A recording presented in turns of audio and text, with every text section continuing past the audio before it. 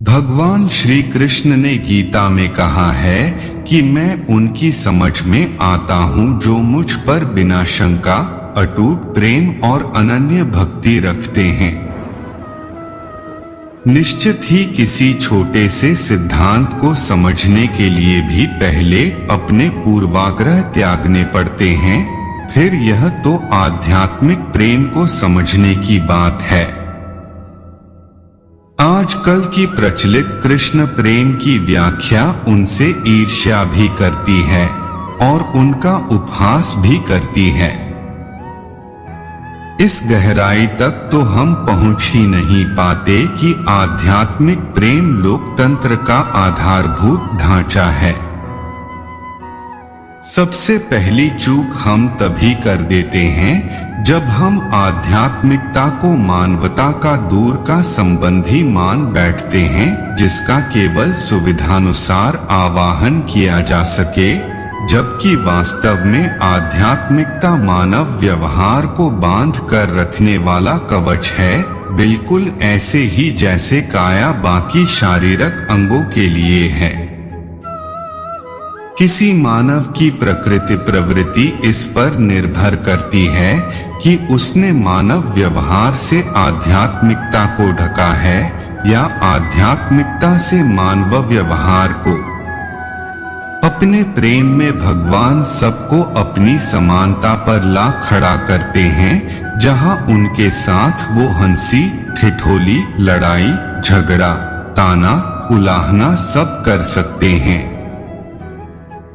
कोई भी राजपुत्र या मुखिया का पुत्र जो बलशाली होने के साथ साथ और योग्यताओं से भी संपन्न हो तो अहंकार से भरकर अपने आप को अपने लोगों से ऊपर मान सकता है, और ऐसे दृष्टांत रावण, कंस, दुर्योधन में मिलते भी हैं।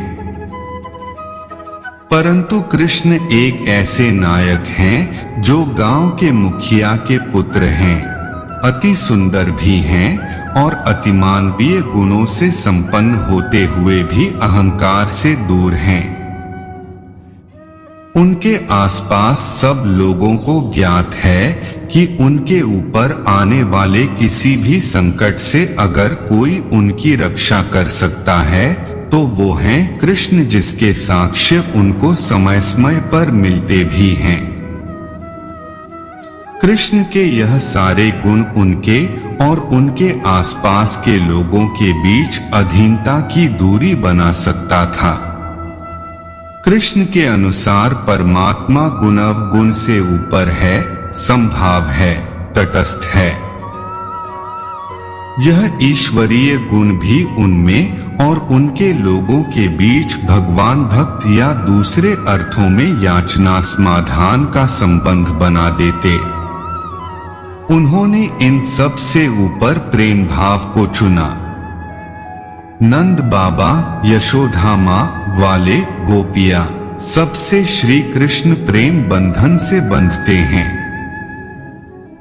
और भी जो कोई उनसे प्रेम करता है वो भी उससे प्रेम ही करते हैं, क्योंकि प्रेम में भक्ति से कहीं अधिक समर्पण है, परस्पर सम्मान है। कृष्ण किसी भी नायक के आदर्श हैं। उनके प्रेम में ऊंच नीच, निकट दूर, सुंदर सुंदर, यहाँ तक कि बड़े छोटे के भेद का भी स्थान नहीं। सबसे नटखट प्रेम न करें तो दूसरे को अधूरापन लगे, और प्रसन्न हो एक बार मिल ले तो पूरा दिन भर जाए। वो नेतृत्व कर नेता नहीं बनते, सबके जैसा सबके बीच में रहते हैं। भगवान तो भगवान हैं, जानते हैं कि समाज में अगर कोई भावना मुक्त रखकर बंधन में बांधती है तो वो है केवल प्रेम। क्रोध, अपमान, प्रत्युत्तर के ऋण में बांधते हैं। कृष्ण प्रेम समर्पण सिखाता है, अधिकार जताना नहीं। कदाचित वो शरूपनखा के परिनिवेदन का भी ऐसा ससम्मान प्रेम पूर्वक उत्तर देते कि वो सारा जीवन उनसे प्रेम करते हुए अपने संसार में लगी रहती। उनका प्रेम तो पा लेने से कहीं अधिक व्यापक है। शरूपनखा भी सभी में उनको देख लेने के नेत्र पा जाती, एक गोपी हो जाती। अपने मोह बंधन में बांधे रखे और सभी अपने अपने घर संसार में सुख शांति से मगन रहने के लिए मुक्त हैं। कोई भी अपने आप में अपने संगी में उनके जैसे होने की कल्पना कर सकता है।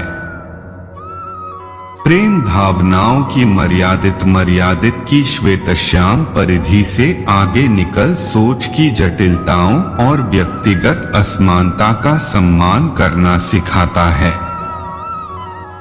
फिर वो राधा का प्रेम हो, उनकी पत्नियों का प्रेम अथवा किसी भी और गोपी का। भगवान किसी के प्रेम का अनादर नहीं करते, वो तो प्रेम करने वाले को अपने ऊपर सारे अधिकार दे देते हैं। भगवान अपने प्रेम में सब संकोच मिटा देते हैं। विदुर की पत्नी को उसकी नग्न अवस्था का आभास भी नहीं होने देते। कुब्जा को अपने तन पर लेप लगाने से धिक्कारते नहीं। सुदामा के संकोच का तो ऐसा निवारण करते हैं कि उसे अपना दुख बोलकर मित्र के सामने छोटा नहीं होने देते और अपने से भी ऊपर स्थान देते हैं।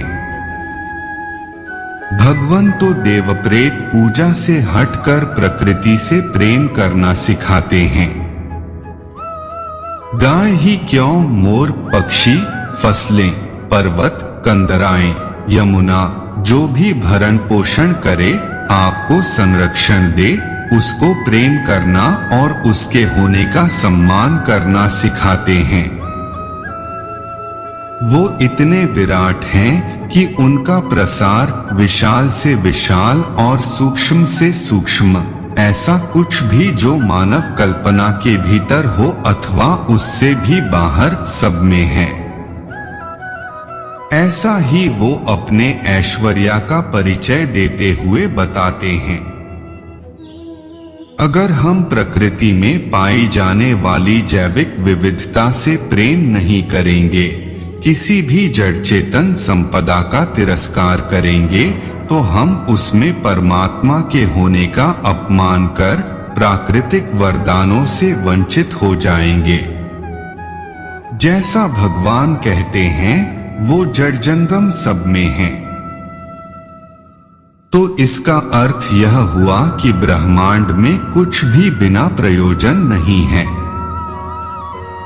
हमारी सीमित समझ हो सकता है वर्तमान में किसी वस्तु जीव का उद्देश्य न भाप पाए, लेकिन भविष्य में उसका विनाश हमारे लिए अभिशाप बन जाएगा और भरपाई के लिए बहुत विलंब हो जाएगा।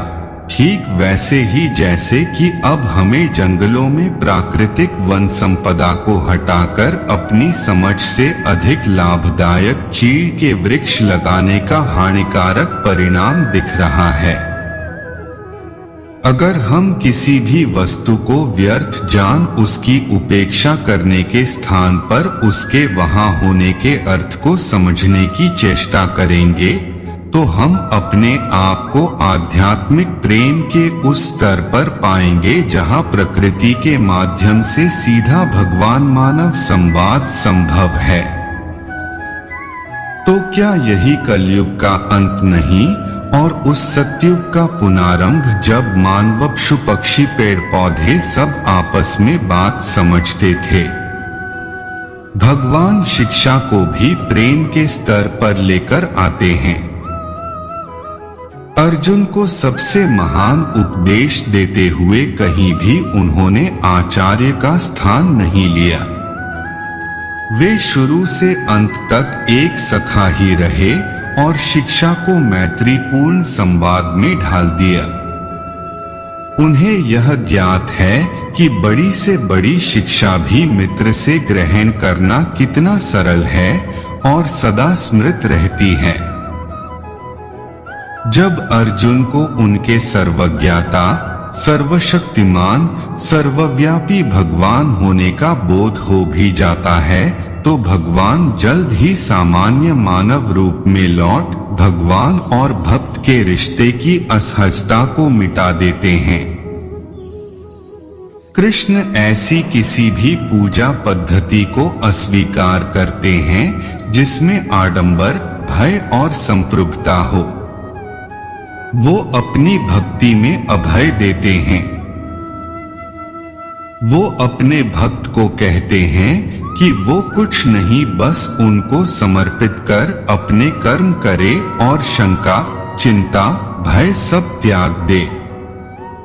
उनको समर्पित कार्य में किसी को शुभ-अशुभ, उचित अनुचित की दुविधा पालने की आवश्यकता नहीं रहती, क्योंकि भगवान सदैव उसके मार्गदर्शन का, उसके हित का वचन देते हुए अपने आप को भक्त के प्रेम में समर्पित करते हैं। भगवान के प्रेम को समझने के लिए पूर्वाग्रह त्याग, उन पर अनन्य विश्वास रखने के इतर कोई मार्ग नहीं। उनको समझने के लिए उनके रंग में रंग, उनके जैसा होना पड़ता है। जब भगवान प्रेम के बंधन में बंध जाओ, फिर आप अपने संसार में मग्न रहने के लिए मुक्त हो। वे आपके सारे कर्मों को अपने मोह में बांधे रखेंगे और यही तो है उनके कर्मयोग के सिद्धांत का मूल। उनके भक्त में मानवता, आध्यात्मिकता का रिश्ता हर दम सजग रहता है।